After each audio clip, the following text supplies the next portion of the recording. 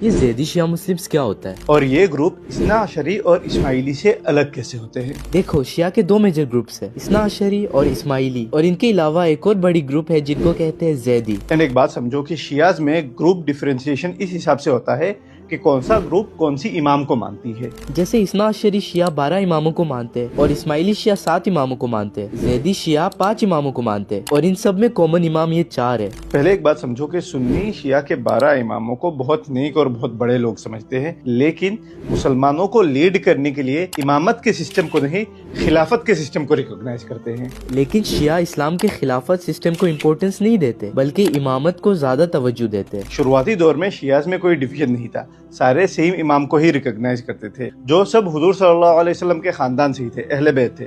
سب سے پہلے تھے مولا علی، ان کے بعد ہوئے امام حسن، پھر امام حسین، پھر امام زین العابدین، یہاں تک سب کچھ سیم تھا۔ لیکن اس کے بعد والے امام پہ مسئلہ ہونا شروع ہو گیا۔ جیسے کچھ لوگ مانتے تھے امام زین العابدین کے بیٹے امام باقر امامت کے حقدار ہے، اور کچھ لوگ مانتے تھے زین العابدین کے دوسرے بیٹے اور امام باقر کے سوتیلے بھائی امام زید ابن علی امامت کے حقدار ہے۔ تو امام باقر کے جو سپورٹرز تھے وہ آگے چل کے اثنا عشری شیعہ اور اسماعیلی شیعہ میں ڈویژن ہوا، اور امام زید کے جو سپورٹرز تھے وہ آگے چل کے زیدی شیعہ بن گئے۔ تو بیسیکلی امام زید جو تھے وہ حضور صلی اللہ علیہ وسلم کے گریٹ گرینڈ سن تھے، اور وہ پرسنالٹی وائز ایک بہت ہی بہادر اور انصاف پسند انسان تھے۔ اس وقت خلافت چل رہی تھی بنو امیہ خاندان کی، اور بنو امیہ میں 3-4 لوگ جو تھے بہت زیادہ اچھے تھے، اور ان کے علاوہ سارے لوگ بہت زیادہ ظالم کائنڈ آف تھے۔ تو امام زید نے بنو امیہ کے خلاف ریبل کیا، کائنڈ آف چاہتے تھے کہ خلافت کو ختم کر دے، لیکن انفارچونیٹلی وہ شہید کر دیے گئے۔ تو امام زید کے جو فالوور تھے جنہوں نے ان کو سپورٹ کیا تھا، انہوں نے اپنا ایک الگ گروپ قائم کیا